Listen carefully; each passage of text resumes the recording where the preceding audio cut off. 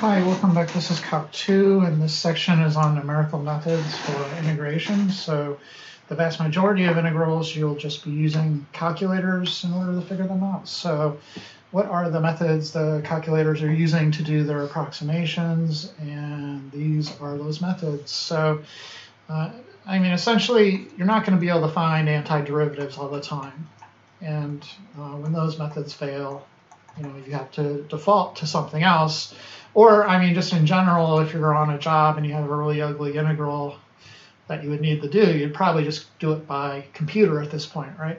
So anyways, in any case, we'll kind of begin by recalling how the Riemann integral worked. And at its very fundamentals, we worked with approximating integrals, right? So at the beginning, even before we took the limit, to find the area underneath the curve, we would have that Riemann sum, and that Riemann sum thingamajig, that's an approximation. So in particular, let's say we're trying to find the area underneath this curve.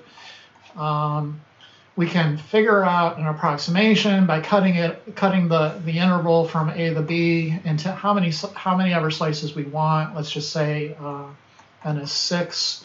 So 1, 2, 3, 4, 5, 6 rectangles. And then for the tops of the rectangles, you can do left endpoints, right endpoints, midpoints if we want.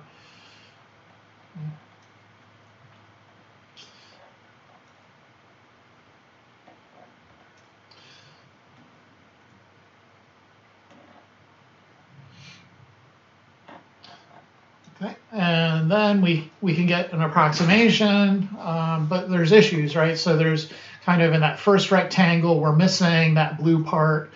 The second rectangle, we're missing this blue part, and then we've gone over by this purple part right here.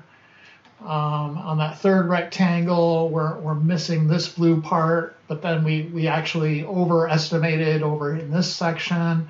The third one looks like it's underestimating a little bit over here.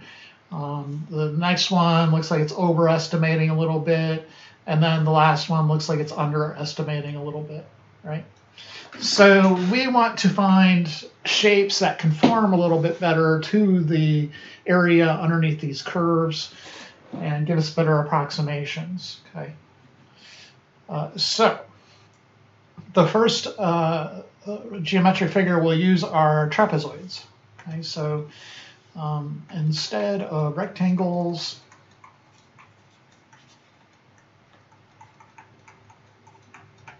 use trapezoids. Okay. And the formula for the trapezoid, hopefully I'm not embarrassing myself, but it'll be 1/2 the two heights. Let's look up so I don't have to humiliate myself with the basic geometry. Trapezoid area formula. Right, so you can see there on the right, the area of a trapezoid.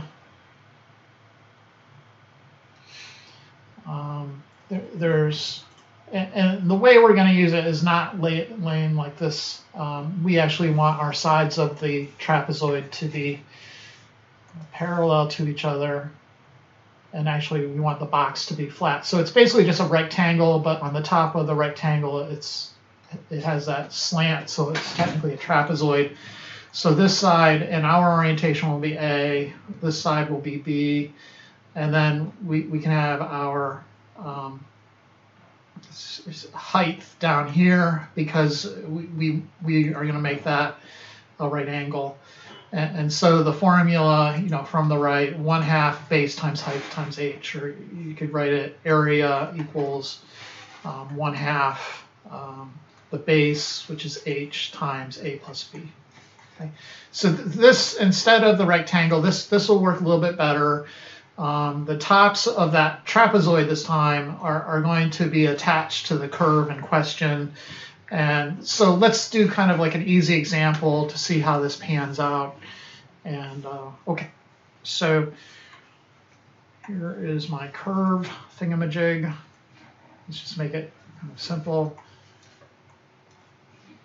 I'll go from A to B.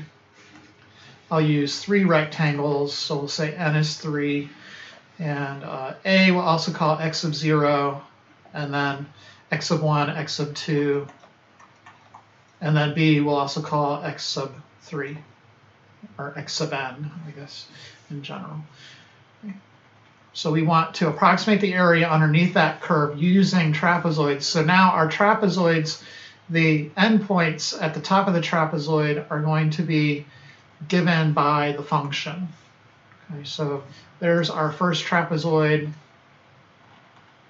then our second trapezoid right here, and the base's widths should all be the same. So in general, we'll always have this formula for the widths of the bases. Change in x equals b minus a all over the n value. And then the third trapezoid is right here. And you can see how the trapezoids can form a little bit better than the rectangles. So the rectangles are always going a little bit above, a little bit below, but the trapezoids will give you better approximations. Okay, let's call the curve f of x. And then the area of any particular trapezoid in this picture, we'll call it a sub I, will be equal to, again, from the formula, we want the height of the left side, the a value. So the height of the left side is just f of x sub 0. Or in our particular case, it was f of x sub 1. And then the height on the right side, which is, so on the left side, it was this a value in the picture above on the right. On the right side, then it's this b value, which is the height given by f of x sub 2. And then the h value, so again, on our picture on the upper right and the upper right here, the h value is basically just the length of the base, and that's going to be given by change in x. So the widths of all of our bases are just change in x's, right? This is always just going to be change in x. So it'll be f of x1 plus f of x2 times change in x all over 2. And that is something we could put into a summation, okay, and then take the limit and get an answer for it. We're not going to do that though, right? All we're doing is looking for approximation. I don't think you would ever do a limit on this thing. I mean, I guess you could. No, it would be troublesome. It would be troublesome. And I apologize. So all we're doing is just adding these things up. We're not taking limits. We're not doing anything like that to get an integral. These are just approximations. Okay, so I apologize. So all we want is the approximation of the area. So how is that going to look? We're going to be able to simplify it a bit. So, and then produce kind of this general formula that we'll use over and over. So let's take a look, okay? So in our case, we don't really know B or A, so we'll just say B minus A all over 3. So, I mean, okay, let's write it out in all of its glory, right? So the first term is going to be f of x sub 0 plus f of x sub 1 times change in x all over 2, and then plus f of x sub 1 plus f of x sub 2. So this is basically the area of the second trapezoid, and then plus f of x sub 2 plus f of x sub 3 times change in x all over 2. Okay, and then we can factor out the change in x over 2. Let's rewrite change in x with its form on the top right here, the b minus a over n. So change in x is b minus a all over n, and then all over 2 is the same as multiplying by 1/2. And so left over, we'll have f of x sub 0 plus f of x sub 1 plus f of x sub 1 plus f of x sub 2 plus f of x sub 2 plus f of x sub 3. And then inside there, you see there's a bit of bunching. And this is typical for these kind of problems, and that's going to lead to the standard formula that we use. Okay, so anyways, I'll have then b minus a all over 2n, and then it's f of x of 0 plus 2 f of x of 1s plus 2 f of x of 2s. And if there was more, it would just go 2, 2, 2, 2, 2, and then plus 1 f of x of n. And of course, our n value is 3. Okay. Okay, and that's the kind of general formula you'll use. So let me write that up. In general, to approximate area under a curve from A to B with n trapezoids,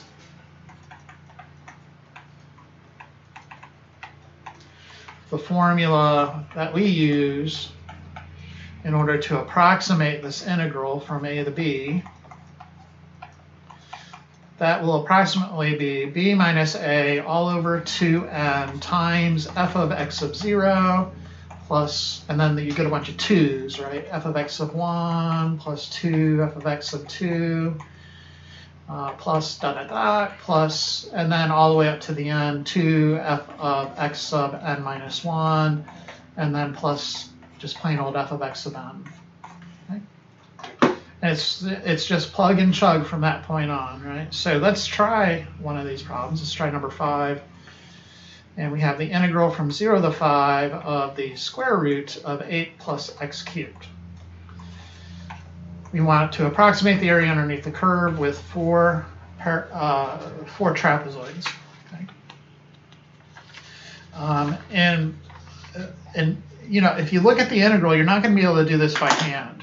And in the homework, they usually want you to get an approximation using some sort of integrator. So I always use alpha, Wolfram Alpha.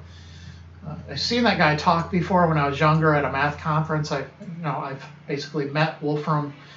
He's from England. I think he studied out on the West Coast there. So he's more a Caltech kind of person rather than an MIT person. But there was a lot of that kind of East Coast, West Coast thing with mathematicians, believe it or not. It's very similar to RAP. But anyways, let's just see what the heck the integral of the square root of 8 plus x cubed it actually is. So is there an antiderivative that looks familiar, or is it elementary? And you look at it and you say, no, okay, this is kind of a weird thing that you've probably not seen before. That would be interesting to research. What the heck is this F1? It's probably a Fresnel kind of thingamajig. I'm not sure, right? But anyways, does it say? No, it doesn't even tell you what the heck it is.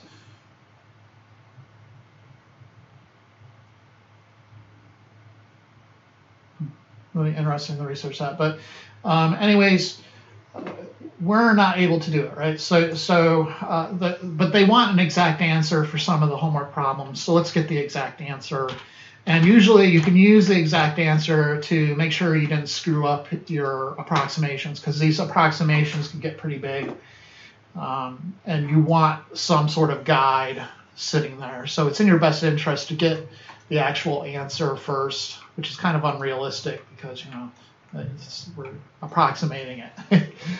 But we have the answer, but we're supposed to approximate, but we have the answer. Okay. So anyways, there's the actual answer. Now let's go ahead and do our approximation. What I will start with is kind of just draw the intervals so I can get my x0, x1, x2, x3, etc.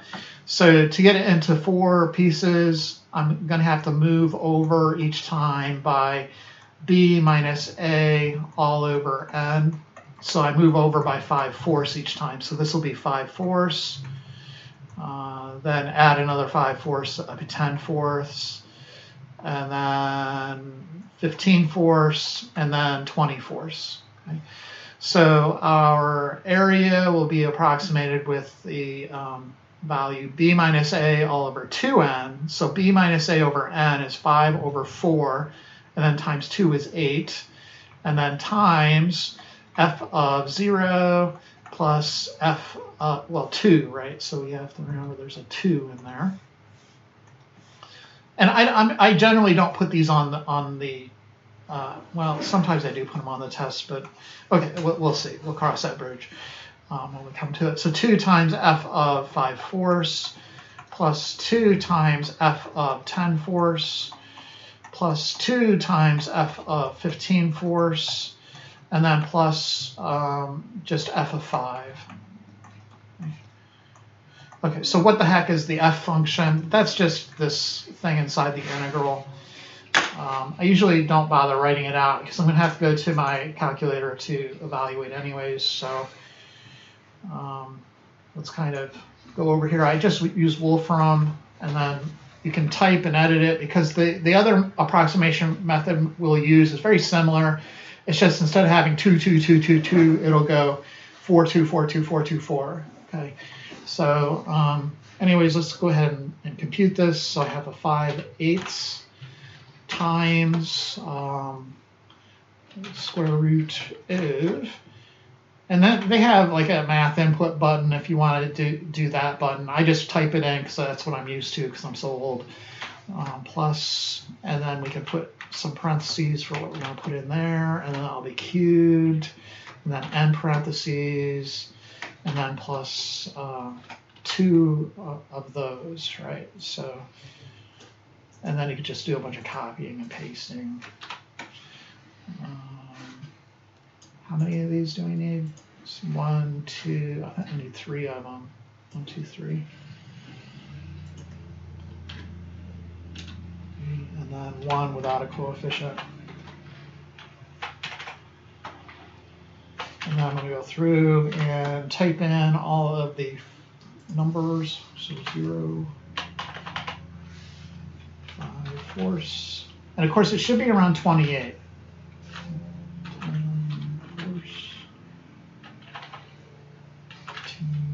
15/4. And 0. And of course, 28.7364 looks pretty good.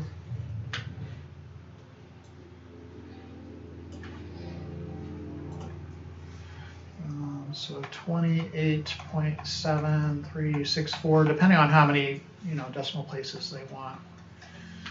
Okay, so not that big of a deal. It's just there's a lot of theory in there, but it comes down. What it comes down to is that just plugging stuff into this approximation formula right here. Okay, so there's only really 2 methods here. The book will do a midpoint thing, but you kind of already did the midpoint if you did your Riemann sums in Calc 1 pretty well. Let's make sure there's no midpoint problems. I didn't think I saw any when I went through. No, there's none in that. Yeah, I may have to look at one, but I don't really think there are any. And you can look up the formula in the book if that push comes to shove, but there's none in the homework. All right, so the other method you see trapezoid, you see Simpsons. The exact is the calculator answer up there, the 28.3093. But the method we didn't look at yet is the Simpsons method, so I need to introduce that. So the object I'm going to be using will just be kind of the top of the box is different to make it conform better to the curve. So in the first one, the top of the box, we kind of did this trapezoid thing, and the Simpsons method, we use polynomials for the tops of the boxes, so quadratics. And so this is section 2, Simpsons method.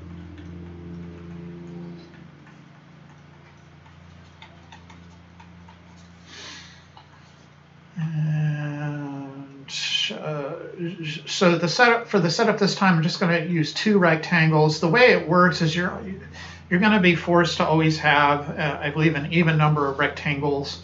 It won't work with odd numbers. So you'll see in the homework, none of the rectangle numbers are odd. Anyways, and it's 4 there, yeah. So it won't work if you have it, yeah, okay. So anyways, you have to section it up into pairs of 2 rectangles So here, let's say our function is just kind of zipping through these points here, and maybe it's doing something like that. Let's say this is our a, which is also x0, and then x1, and then our b is x2. So for the tops, we're going to be using quadratic. So I guess I kind of let me redraw my function, maybe make it a little uglier or something. Maybe it looks something like this.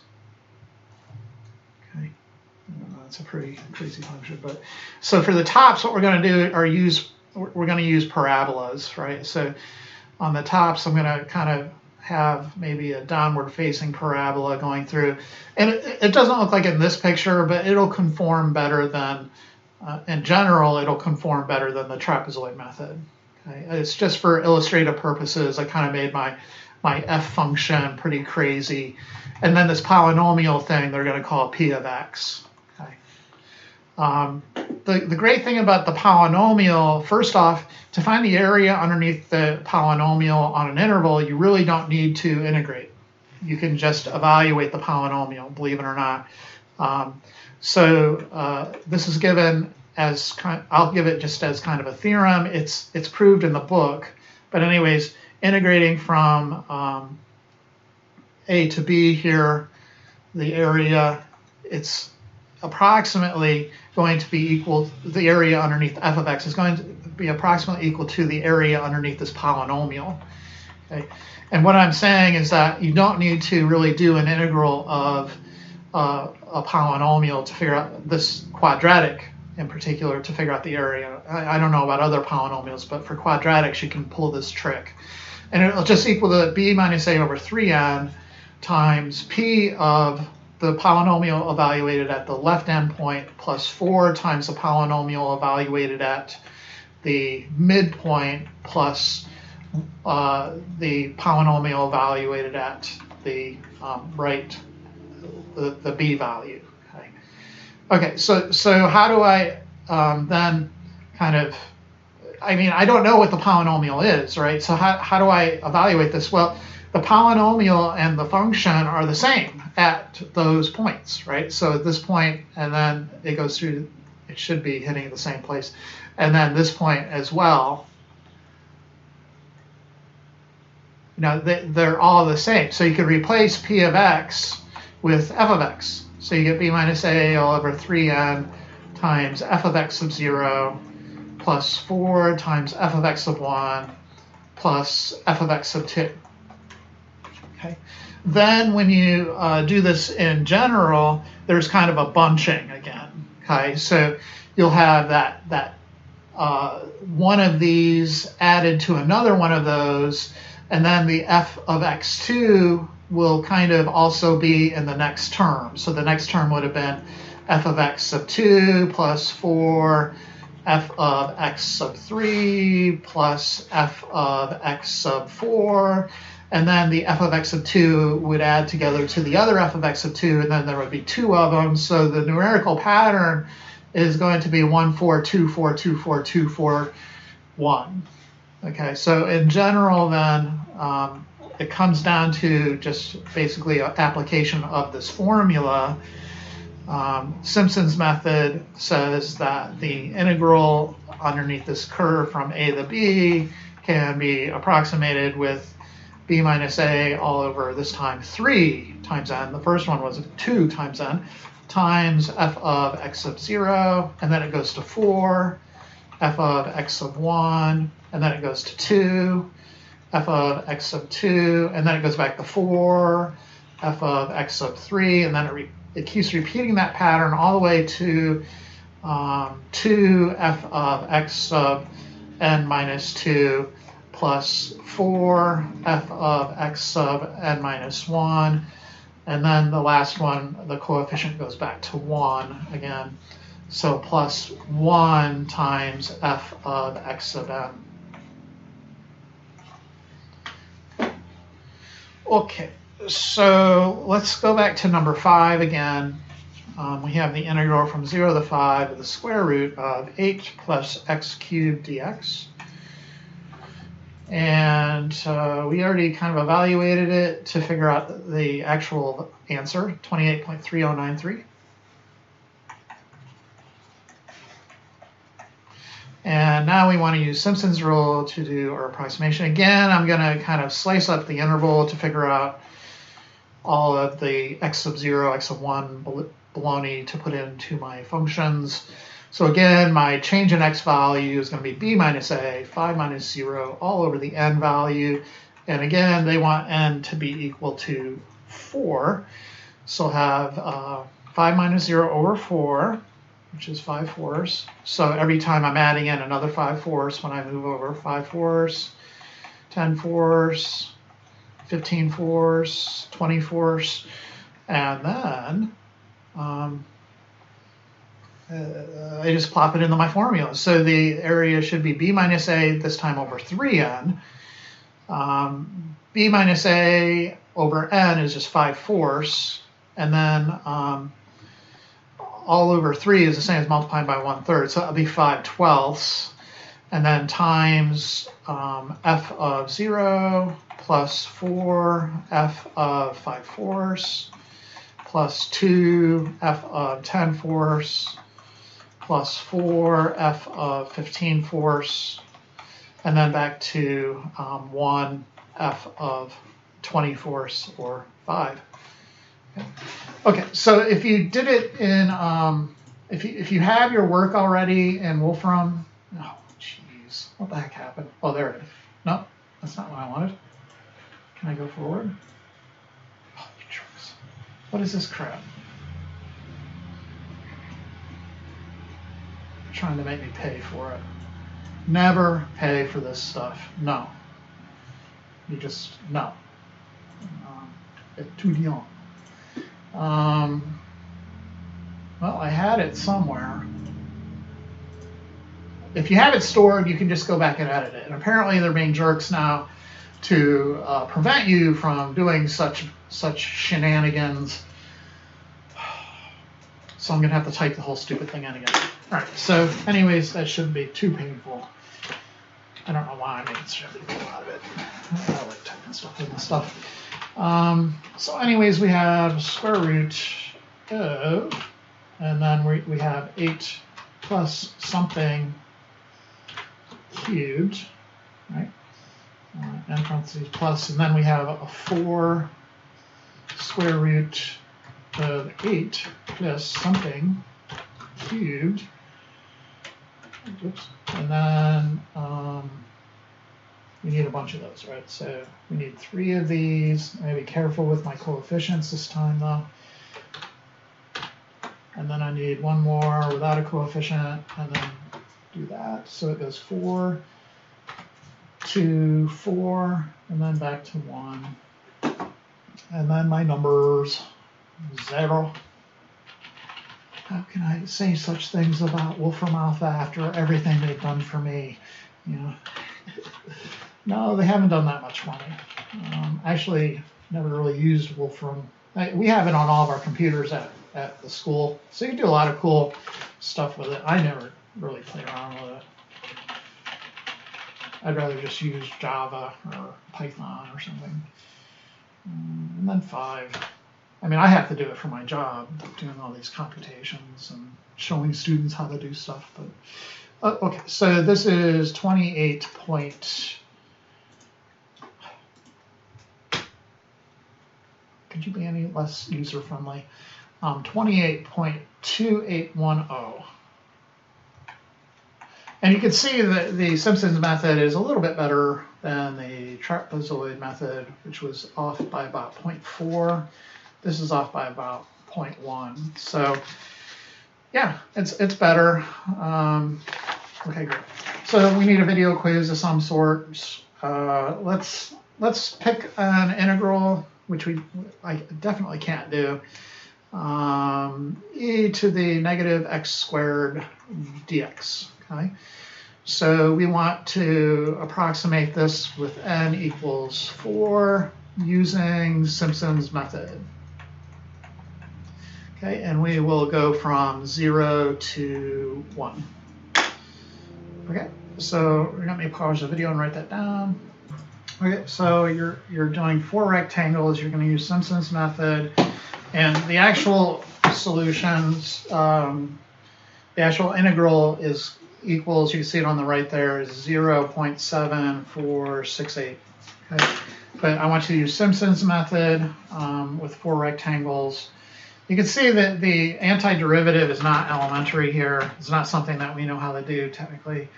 It has this ERF function, so you can look that up if you're interested in ERF. Okay.